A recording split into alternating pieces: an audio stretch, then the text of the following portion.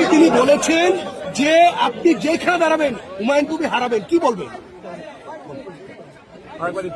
হুমায়ুন কবি তিনি বলেছেন যে আপনি যেখানে দাঁড়াবেন সেখানে আপনাকে হারাবেন, কি বলবেন? এই কথা আমার কাছে এখন এসে পৌঁছায়। গত কালকে তিনি ফেসবুক লাইভে বলেছেন। আমার কাছে এসে পৌঁছালে আমি উত্তর নিশ্চিতভাবে দেবো। যে কত কোশ্চেন করছেন এই কথা আমি এখন যদি বলে থাকে উত্তর দেবো। আমি শুনিনি, তাহলে এইরকম তো হচ্ছে, চালাচালি হচ্ছে কথা। না, কালকে তিনি সোশ্যাল আমি কথা রিপিট করছি, আমি শুনেছি অনেক কথা তিনি বলেছেন, উত্তর দেবো কোশ্চেন করলে, কিন্তু এই কথা বলেননি আমি যেখানে দাঁড়াবো সেখানে হারাবো।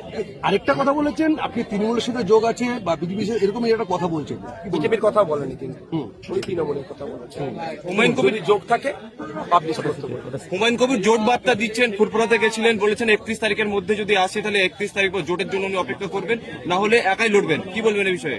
গণতান্ত্রিক রাষ্ট্র, যে যার মতো পারফর্ম করতে পারে, এতে কোনো অসুবিধা নেই।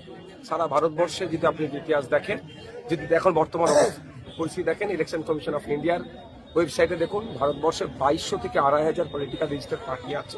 সুতরাং হুমায়ুন কবির সাহেবের রাইট আছে, নওশাদ সিদ্দিকীর রাইট আছে, WPI, SDPI, মিম, আপনার কমিউনিস্ট পার্টি অফ ইন্ডিয়া যেটা আছে, আচ্ছা তৃণমূল কংগ্রেস, বিজেপি, সবার রাইট আছে ভোটে কন্টেস্ট করার। 2026-এ কি সিপিএমের সঙ্গে যাবেন আপনারা? আলোচনা চলছে, শুধু সিপিএম কংগ্রেস বলে নয়। আমরা চাই বিজেপি এবং তৃণমূলের বিরুদ্ধে একটা বৃহত্তর শক্তি তৈরি করতে।